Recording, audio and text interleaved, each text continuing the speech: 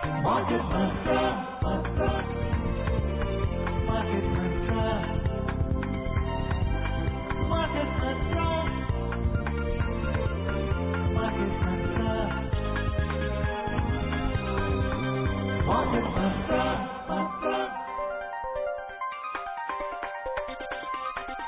Market Mantra.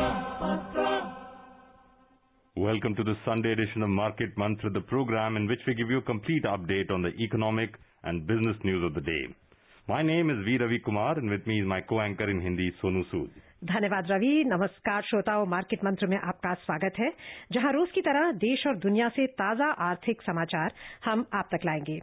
और अब शुरुआत करते हैं हेडलाइन से, जिन्हें आप तक ला रहे हैं V Ravi Kumar. The headlines that we are tracking in this edition of Market Mantra: banks sanction about 1.2 lakh crore loans to MSMEs under emergency credit scheme, says Finance Ministry. Gold ETFs witnessed net inflows of over 3,500 crore rupees in the first 6 months of this year. And foreign investors pull out nearly 2,900 crore rupees so far in July. वित्त मंत्रालय ने कहा कि आपात ऋण योजना के तहत बैंकों ने सूक्ष्म, लघु और मध्यम उद्योगों के लिए लगभग 1,20,000 करोड़ रुपए के ऋण को दी मंजूरी। वर्ष 2020 के पहले 6 महीनों के दौरान सोने पर आधारित एक्सचेंज ट्रेडेड फंडों में 3,500 करोड़ रुपए से अधिक का शुद्ध निवेश हुआ और विदेशी निवेशकों ने जुलाई में अब तक लगभग 2,900 करोड़ रुपए की राशि निकाली।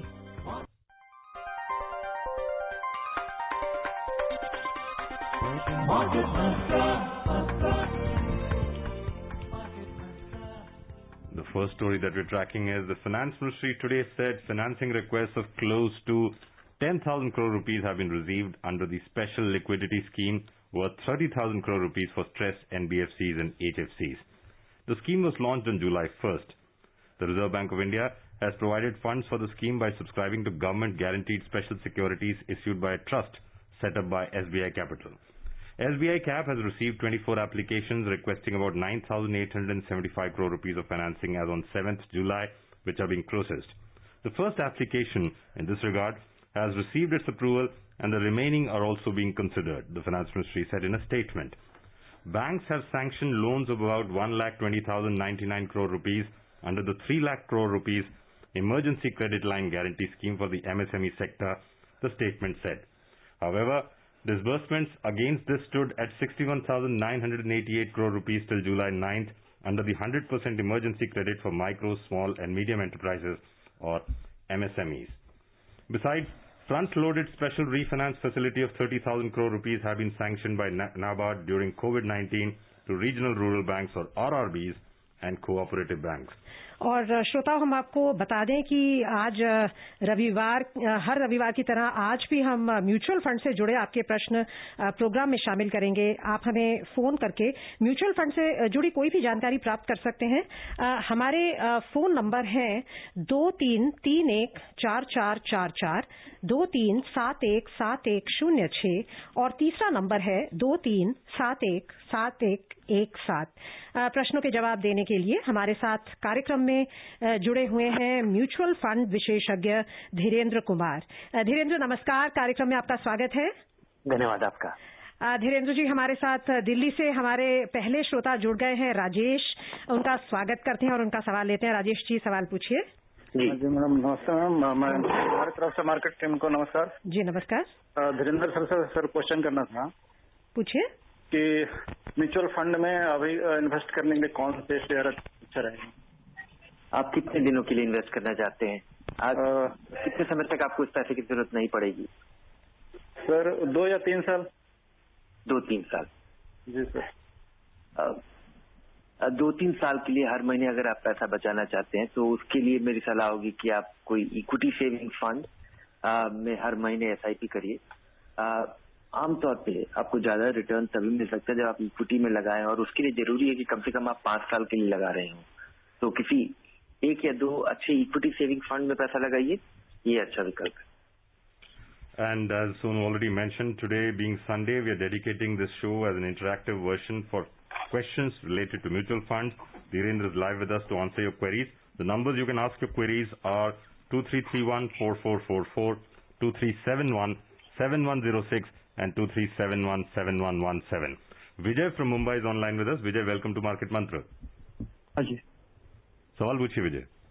हाँ धीरेन्द्र जी, मैं ये पूछना चाहता था कि ये बाई आउट फंड्स क्या होते हैं? Buy out fund?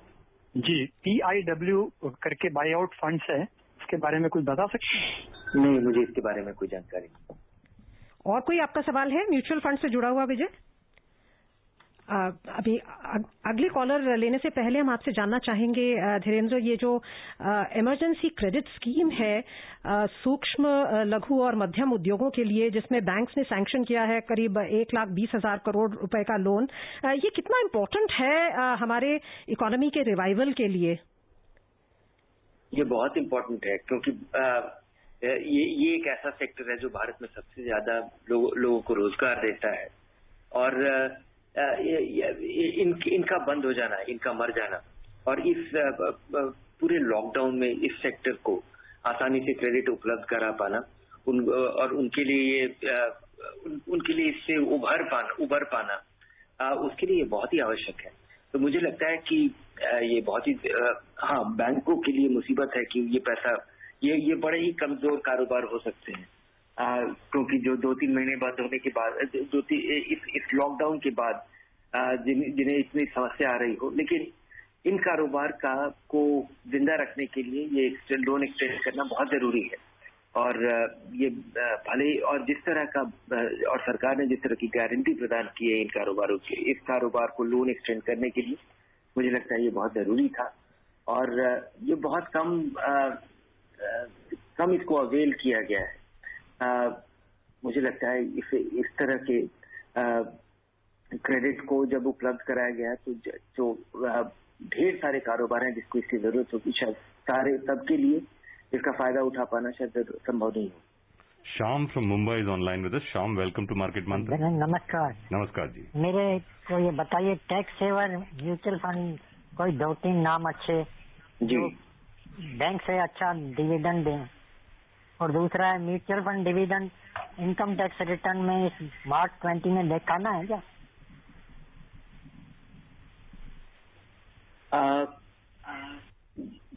ये 2-3 अगर अच्छे टैक्स सेविंग फंड गिनाने हो तो आदित्य बिरला सन लाइफ का टैक्स रिलीफ या एक्सिस का लॉन्ग टर्म इक्विटी फंड या इन्वेस्को इंडिया का टैक्स प्लान, ये कुछ विकल्प है।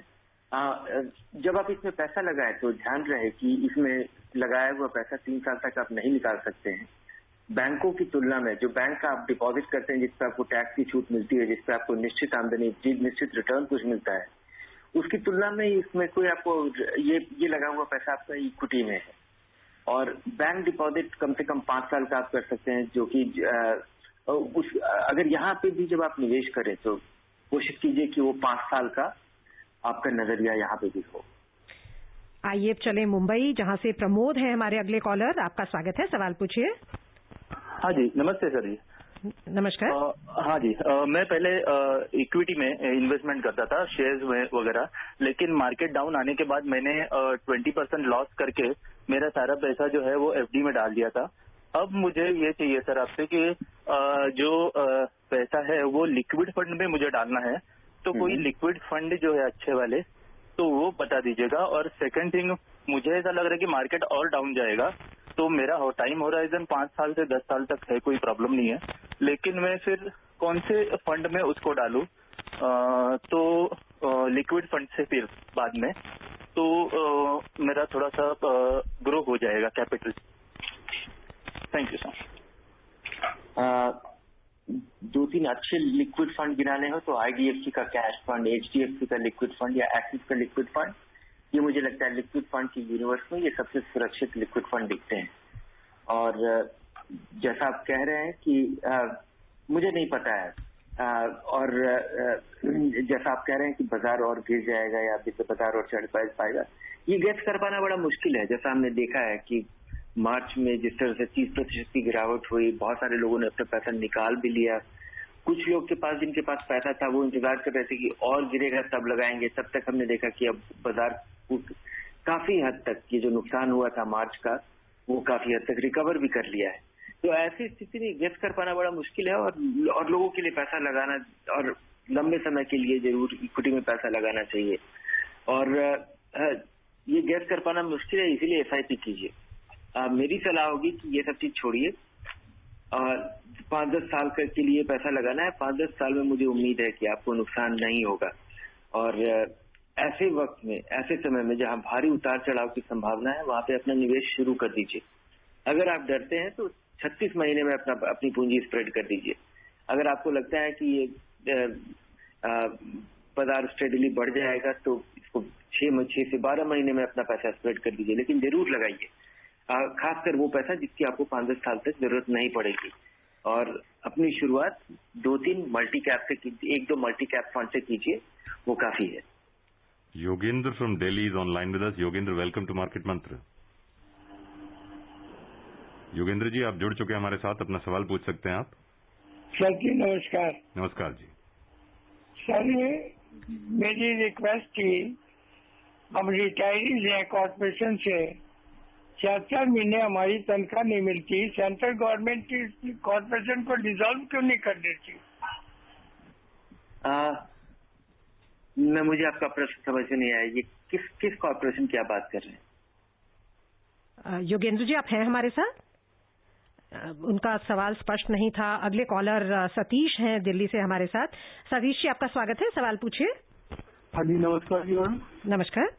मैं इनसे धीरेन्द्र सर से सवाल जानना चाहता हूँ कि जैसे बैंकों का फिक्स डिपॉजिट पे इंटरेस्ट एकदम 5 के करीब आ गया, अब अगर रेपो रेट डाउन होएगा तो वो 4.5 के करीब आ जाएगा, तो क्या 15-16% रिटर्न मिल रहा है या उसमें भी कम हो गया उसके अंदर? किसमें? आपका बीच में थोड़ी सी आवाज कट गई थी।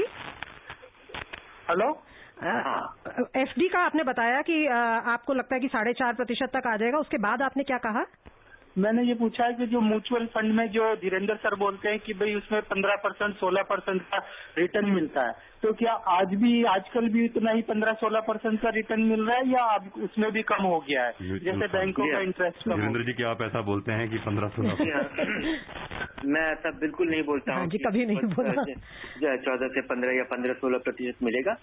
ये जो रिटर्न का जो फ्रेमवर्क है, ये जो रिटर्न का एनवायरमेंट है कि आपको कहाँ से कितना मिलेगा, ये पूरी तरह निर्भर करता है कि महंगाई क्या है। अब जब भी हम निवेश करते हैं, पिछले 10-20 साल, 40 साल, 50 साल जब तक लोगों को ध्यान होगा, जब भारत में इंटरेस्ट रेट रेगुलेटेड थे, तो लोगों को उम्मीद है कि 10-12% रिटर्न अच्छा होता है, या 9, और महंगाई भी उस समय ज्यादा हुआ करती थी। वो स्थिति काफी बदल गई है। ये सब कुछ अब इस बात पे निर्भर करता है। जरूरी है आपके पैसे को बढ़ने के लिए कि महंगाई से ज्यादा बढ़े, और महंगाई से ज्यादा बढ़े इसके लिए जरूरी है। और अगर महंगाई बहुत कम हो तो कम रिटर्न जनरेट करके भी पैसा आपका महंगाई से ज्यादा रफ्तार से बढ़ सकता है। और इसलिए जैसे जैसे ब्याज दरें और महंगाई दर में कमी आई है, उस तरह से बाकी सारे निवेश पे भी रिटर्न काफी कम हुआ है, लेकिन वो अपने आप में काफी अच्छा 10-12% रिटर्न भी काफी अच्छा रिटर्न माना जाएगा अगर महंगाई दरें इसी स्थिति में रहती है। आइए फिर चलते हैं मुंबई, जहां से गोपाल है हमारे साथ। गोपाल जी, सवाल पूछिए। हाँ जी मैडम, मेरा एक सवाल तो म्यूचुअल फंड है और एक थोड़ा पर्सनल सवाल है। वो मेरे को जवाब देंगे तो बहुत अच्छा है, क्योंकि मैं बहुत प्रेशर में है। कल एक न्यूज आई है येस बैंक के बारे में कि वो FPO निकाल रहा है 12-13 रुपए में। तो ये FPO में क्या ये सेपरेट लिस्टेड होएगा कि जो ऑलरेडी जो लिस्ट चल रहा है उसके साथ कनेक्टेड है? अगर उसके साथ कनेक्टेड है, अभी वो 25 रुपया चल रहा है, तो कहीं ऐसा नहीं सर कल से वो स्टॉक सीधा धड़क करके 12-13 रुपए पे आ जाए? क्योंकि मेरा ऑलरेडी बहुत इन्वेस्टमेंट किया हुआ है, थोड़ा ये मालूम पड़े तो अच्छा है। और इसके जो येस बैंक के जो क्राइसिस के बाद इसके जो म्यूचुअल फंड चल रहे थे, उसकी क्या दुर्दशा है, थोड़ा बताएंगे सर? येस बैंक की जो दुर्दशा है वो हो चुकी है। अगर आपके पास 25 रुपए में लिया हुआ है तो आपको ध्यान होगा कि 1 साल पहले ये 100 रुपए का स्टॉक हुआ करता था, 3 साल पहले ये 300 रुपए का हुआ करता था। तो स्टेडली ये, और चूंकि ये फंड ये बैंक काफी रफ्तार से बढ़ने की कोशिश कर रहा था, जिस वजह से बहुत आसानी से बैंक बहुत ही एक नाजुक बिजनेस है, जिसमें कि दूसरे का पैसा आप किसी और से पैसा लेते हैं, किसी और को पैसा देते हैं, और आप किसी दर पे पैसा लेते हैं और उससे ज्यादा दर पे आप किसी को पैसा देते हैं। उसमें आपका अगर पैसा थोड़ा डूब जाए तो सारा कारोबार डावाडोल हो जाता है। और येस बैंक में कुछ ऐसा ही हुआ। ऐसा संभव है। फॉलो ऑन पब्लिक ऑफर काफी छोटा है उसकी, जो इस बैंक का जो अभी जो मार्केट कैप है 32,000 करोड़ का, उसकी तुलना में ये जो फॉलो ऑन ऑफर है वो पूरी इक्विटी को बूस्ट करने के लिए है। कैपिटल एडिक्वेसी नॉर्म जो कि रिजर्व बैंक हर एक बैंक को उससे कंप्लाई करना होता है और रिजर्व बैंक वो निर्धारित करता है। उसके लिए जरूरी है कि ये बैंक ज्यादा कैपिटल रेज करे और आज के दिन बाजार में इसी दर पे मिल पा रहा है। संभव है, आपने देखा होगा कि इसी वजह से येस बैंक का जो स्टॉक है वो 4% फ्राइडे को गिरा था। और अगर आप देखें कि पिछले एक सप्ताह में इसका दर 15% कम हुआ है, उसके बावजूद अभी ये 25 रुपए का, तो ऐसा संभव है। जब आप स्टॉक में पैसा लगाते हैं तो इस तरह के उतार चढ़ाव के लिए, और खासकर येस बैंक जैसे स्टॉक में जहाँ संकटग्रस्त एक कंपनी है, हाँ, जो कि 300 रुपए से 100 रुपए से आज 25 रुपए में पे है और पिछले एक सप्ताह में 15%, और ये यहाँ पे बहुत उतार चढ़ाव कम हुआ है जब से डेरिवेटिव सेक्शन से इस स्टॉक को हटाया गया है। तो मुझे लगता है कि आज के दिन येस बैंक एक स्पेकुलेटिव इन्वेस्टमेंट है। ये बैंक भले ही नहीं डूबेगा, लेकिन शेयरधारकों का पैसा का क्या होगा ये कह पाना बड़ा मुश्किल है। Ramesh from Delhi is online with us. Ramesh, welcome to market mantra. Hello. हाँ जी रमेश जी, सवाल पूछिए। हाँ रमेश जी, जुड़ चुके हैं आप हमारे साथ, सवाल पूछिए। हाँ, हेलो। हाँ जी, पूछिए सवाल। पूछिए। रमेश जी, हम आपको सुन पा रहे हैं, प्लीज सवाल पूछिए। Yeah, this is regarding Dhirender. I just want to know, this is regarding, I have an option to invest in a Tata AIA guaranteed insurance plan. Instead, can I do this in mutual fund? I wanted to check. Yes, absolutely. In fact, if you AIA guaranteed income plan, looks like this is some kind of, endowment plan. It is very important for you to understand that, why you invest in a mutual fund and why you buy insurance. Buying insurance is an exercise where you are buying a protection for your family. By all means, go for a term insurance and go for an insurance which will give you enough protection, so that if you are not around, your family will be financially taken care of. And that kind of insurance is called term insurance. You pay the premium, something happens to you, your family gets lots of money. Something and nothing happens, you lose your money. But the money that you lose is basically, it's a price of buying protection for your family. My suggestion always is that never mix insurance and investment, because when you mix it, you don't get good of either. So for your investment, and investment is making periodic savings to it. Investment by its very definition is postponed consumption. You are accumulating your savings to generate higher income, or to generate income, or grow your money for a future requirement. And so be clear about it that you are making investment, and making investment is a function of where to invest is a function of what is the time frame of your investment. So if you need insurance, buy your term insurance, for which this may not be the appropriate insurance. And for your long-term investments, consider a mutual fund. For short-term, consider other investments, including mutual funds, which are relatively safer, which do not have the likelihood of going down substantially in value over the short-term period. अब गुरुग्राम से सागर हैं हमारे साथ, आपका सवाल पूछिए। Hello जी सागर जी, आपका स्वागत है, सवाल पूछिए। नमस्कार, धीरेन्द्र जी से 3 क्वेश्चन पूछने हैं। Number 1, I am having some SIP in Mirae Asset blue chip company, blue chip mutual fund. So how is it? Should I continue or discontinue?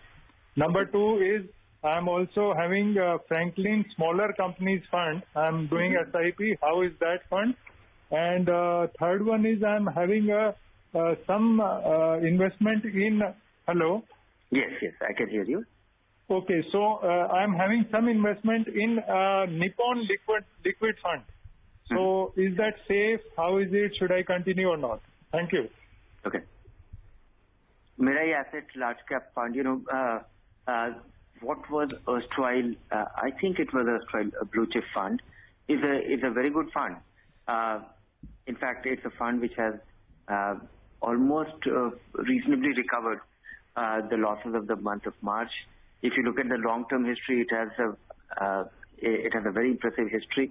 In fact, this fund has given a return of about 13% over the last 10 years, 15% over the last 15% annualized return over the last 7 years. So it's an impressive fund. Large cap funds tend to, they have done very well in recent years. It is among the few large cap funds which have been able to, beat the benchmark by a modest margin over the long term.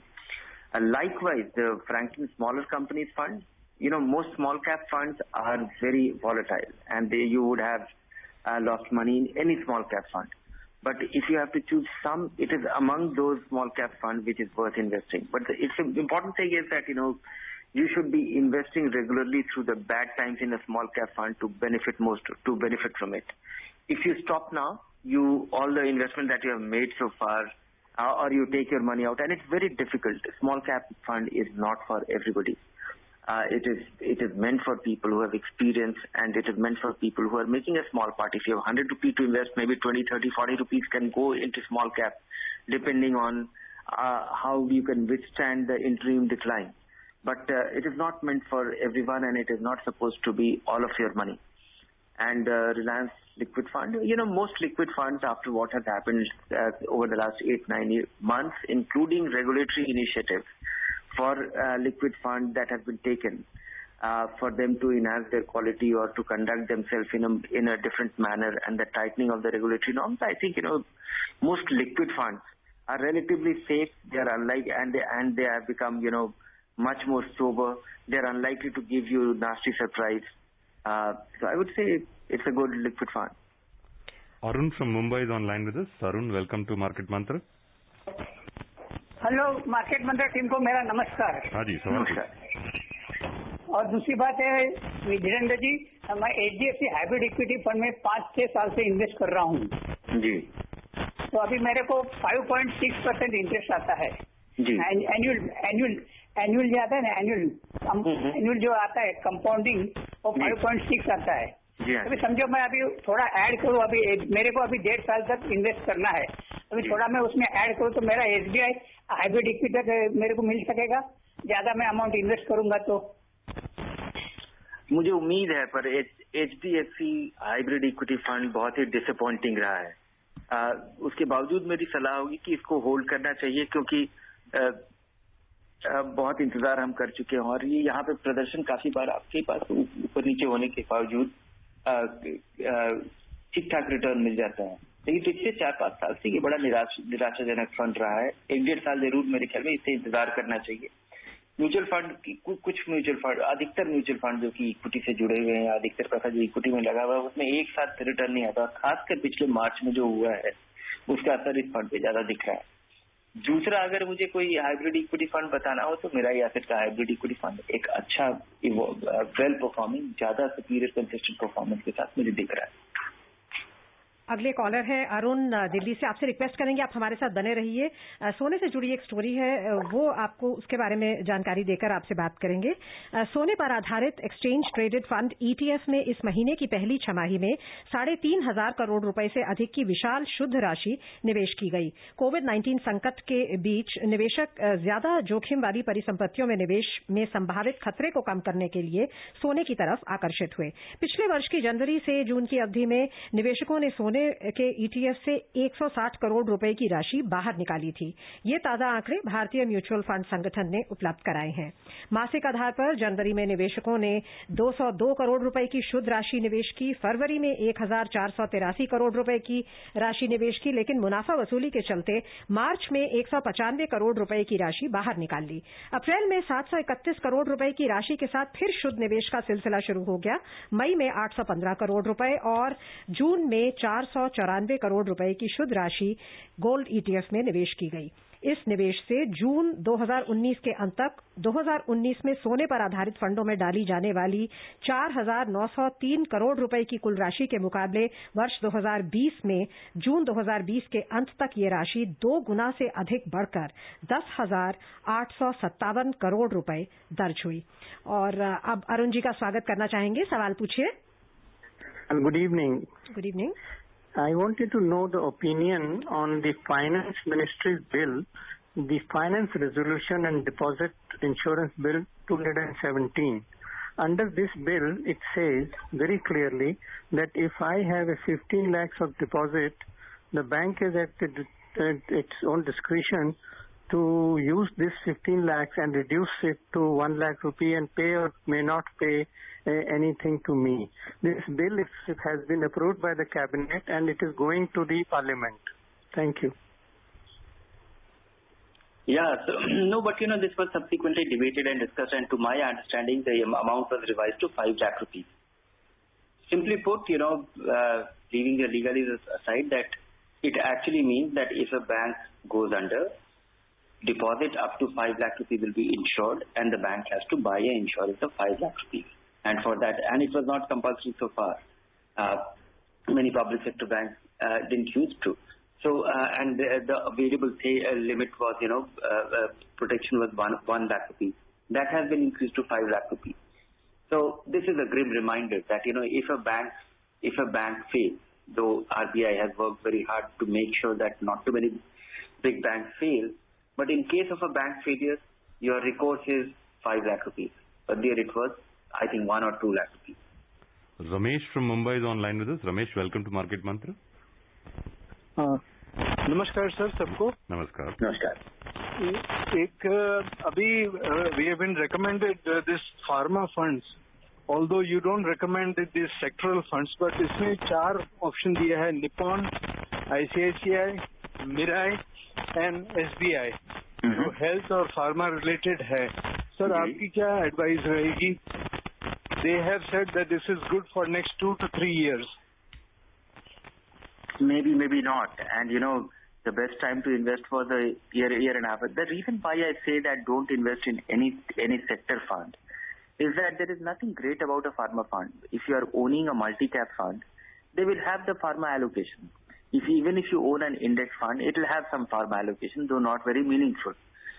If you want to really take that, pharma is a sector which will do substantially better than all others. Then there is a reason. But do you think there is a reason? The reason why we invest in a mutual fund so that our money is, we are able to quickly diversify. And that is the reason why one should be investing. And in fact, if you look at all the, the pharma fund universe, you have about, 7-8 of them, and 4 of them are being recommended. I don't think, and the reason why I say that, one should not be investing in sector fund is that they are either at the top or at the bottom. Pharma happens to be, at some point, about 4 years back, it was actually generating the best performing long-term returns. And after that, something happened. Pharma companies faced a crisis in the abroad, and export has been a very significant part. Dhirendra, we'll have to quickly look at one more story before we go further. My general thinking is that, avoid a sector fund, if at all, have a small one allocation. They should avoid sectoral funds. Let's look at the foreign portfolio investors who have pulled out 2,867 crore rupees from Indian markets in July so far, mainly on account of profit booking after a surge in Indian equities. Overseas investors pulled out a net 2,210 crore rupees from equities and 657 crore rupees from the debt segment, taking the total net outflow to 2,867 crore rupees between July 1st to 10th, according to depositories data. The latest withdrawal has come after investment of 24,053 crores by FPIs in domestic markets in June. I'm afraid समय खत्म हो गया है, हमें कार्यक्रम को भी यही समाप्त करना होगा. बहुत बहुत धन्यवाद धीरेन्द्र जी, आप आए और हमारे श्रोताओं को बहुमूल्य जानकारी दी उसके लिए, और हमारे श्रोताओं का भी इतने उत्साह के साथ भाग लेने के लिए धन्यवाद. Thank you, Dhirendra. Before we close, a reminder of the headlines. Banks sanction about 1.2 lakh crore rupees loans to MSMEs under emergency credit scheme, says Finance Ministry. Gold ETFs witnessed net inflows of over 3,500 crore rupees in the first 6 months of this year, and foreign investors pull out nearly 2,900 crore rupees so far in July. That's all we have in this edition of Market Mantra. Namaskar.